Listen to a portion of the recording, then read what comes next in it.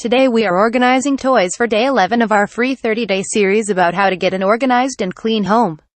If you've just discovered this blog series, here's the overview with links to previous days' missions. Every day's mission has 4 parts to it: remove clutter, organize it, clean it, keep it clean. This week, we've organized kids' closets and dressers, so now it's time to get their toys and games organized. Tomorrow, we'll finish by dealing with the rest of their bedrooms, then move on to other areas of the house.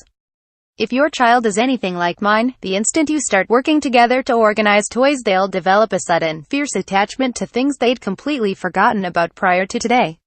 So, whether to work with them or not for the initial purge is entirely up to you. As I've suggested before, sometimes it's easiest to start organizing toys by going through them by yourself when they're at school, for instance, to remove the things you know they haven't touched in ages. Then, once they're home, have them participate in a second decluttering session. You may not even have to mention the first one. Removing clutter and organizing toys starts by putting everything into one huge pile. As you remove items from wherever your kid is supposed to store them, along with all of the places where they actually do, go ahead and toss away the following. Now, go through the pile of toys you've made and box up the following for donation. If you see things in the pile that belong in another room, put them in a different box and set them aside. Then, tape the box for donation closed and put it in the trunk of your car now before your kid can start rummaging through it and reclaiming things.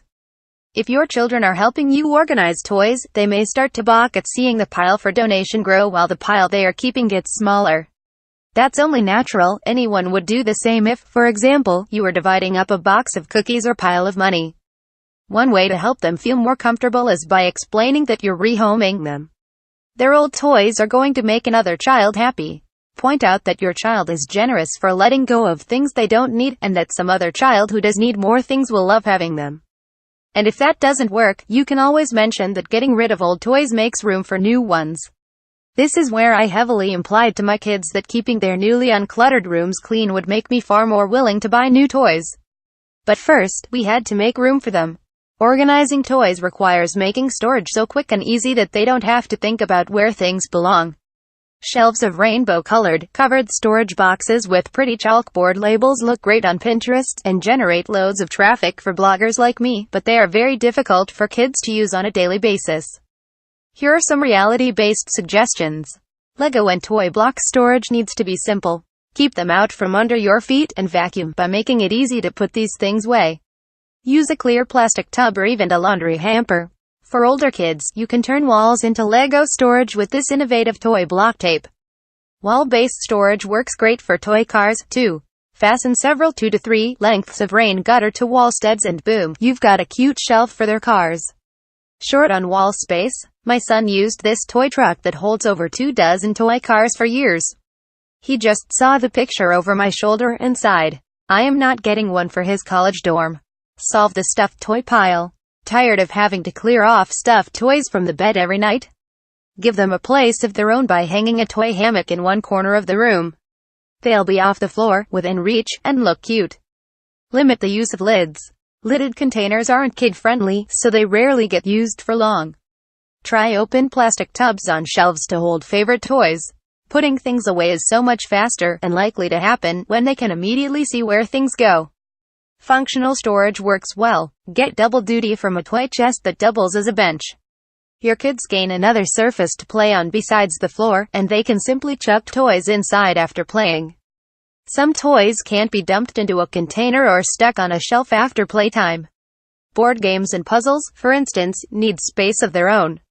So do art supplies, especially markers and paints.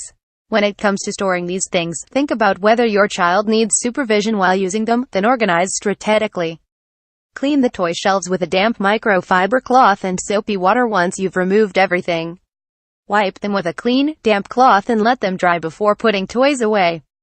Use a mild soap and water to clean grimy toys. For items that can't be submerged, a quick spray with hydrogen peroxide reduces germs.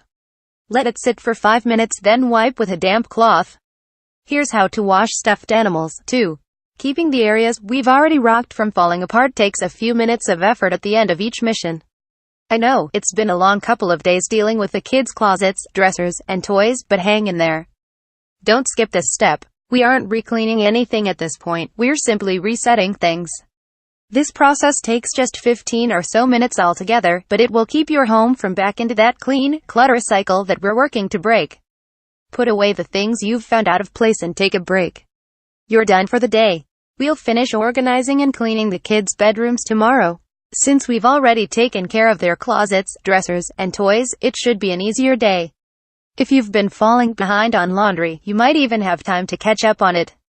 Or come hang out with us in the Do Home Better group on Facebook. We're all working through this plan as best we can and love exchanging stories and tips about how we're doing. 9 things to stop keeping in your bedroom. How to organize a child's room.